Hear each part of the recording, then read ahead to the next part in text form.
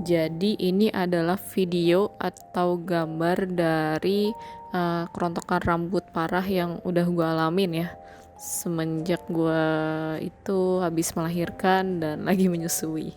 Gila, parah banget kan, sampai kelihatan kulit kepala gitu.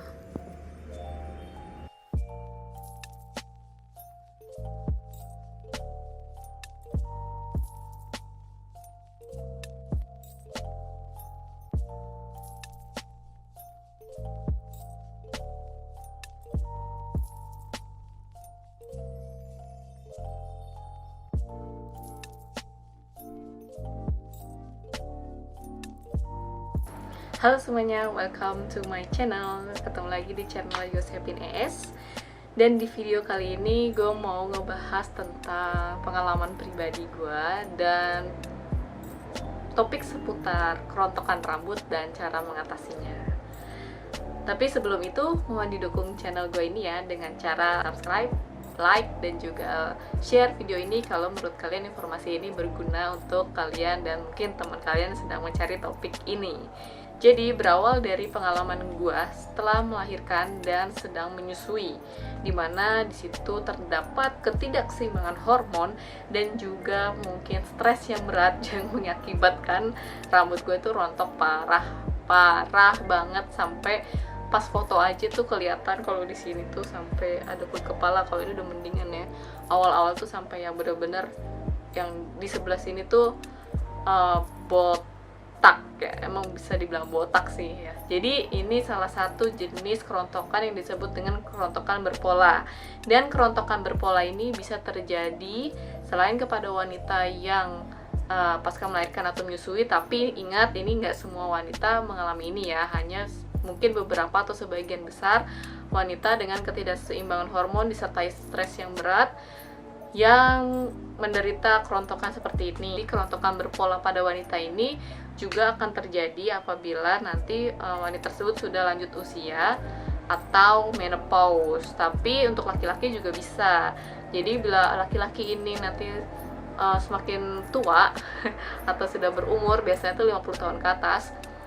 Nah, ini laki-laki dan perempuan ya, biasanya kan folikel rambutnya itu nanti juga ikut tua ya. Dan kalau misalnya folikel rambut ini juga sudah tua, biasanya dia akan menghasilkan rambut yang lebih tipis dan juga rapuh. Jadi sering atau gampang rontok atau malah tidak tumbuh lagi. Makanya kan suka ada yang botak di sini tuh, yang itu namanya botak berpola. Untuk case ketidakseimbangan hormon atau stres berat, itu sebenarnya obatnya tuh hanya dari dalam diri kita sendiri.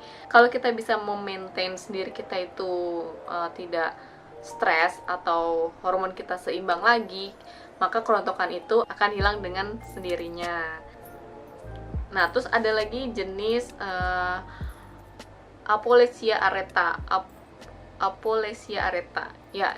Nah, kalau kerontokan ini tuh lebih kayak random ya, jadi kayak menclok gitu kan, terus bulat-bulat bisa saling tumpah tindih dan kayak pitak gitu ya, tapi sebenarnya itu bisa tumbuh juga.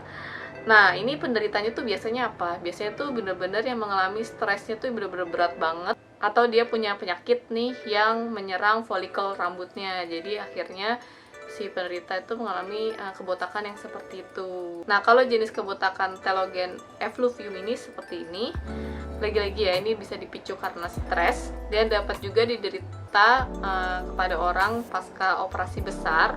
Lalu ada juga anagen effluvium.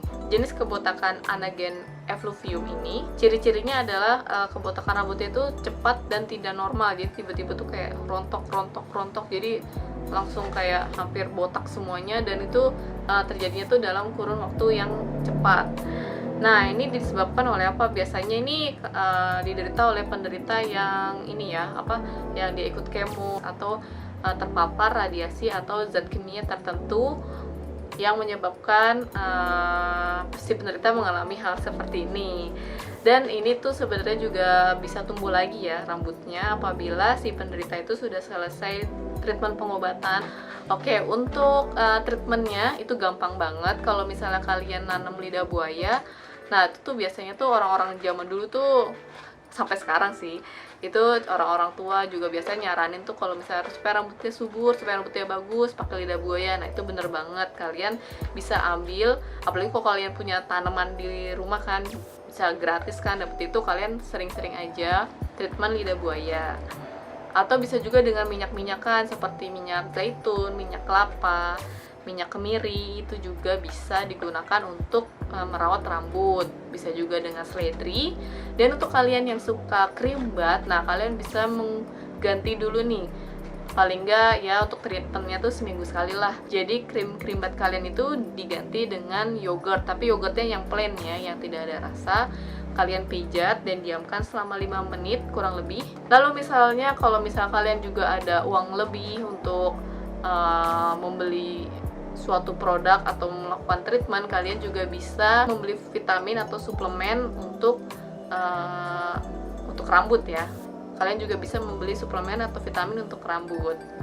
Dan juga treatment bisa juga dengan stem cell. Jadi nanti darah kalian diambil plasmanya lalu disuntikkan dan dirangsang ke tempat yang ingin ditumbuhin rambut. Selain itu juga untuk daily-nya nih, untuk sehari-harinya kalian bisa menggunakan produk-produk yang cocok ya untuk kalian. Nah salah satunya yang aku rekomendasiin, yang aku cocok nih ya, aku tuh cocok pakai Natur, terus aku tuh cocok pakai Moist Diet, dan juga sekarang tuh udah nyobain pakai RH, itu juga cocok, dan pakai sampo dan conditioner Jafra, itu juga cocok.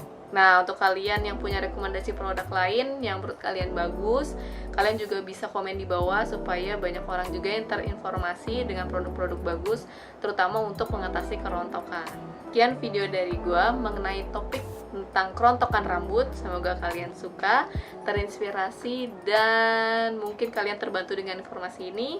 Sekali lagi jangan lupa di subscribe, di like, dan sampai jumpa di video selanjutnya. Dadah!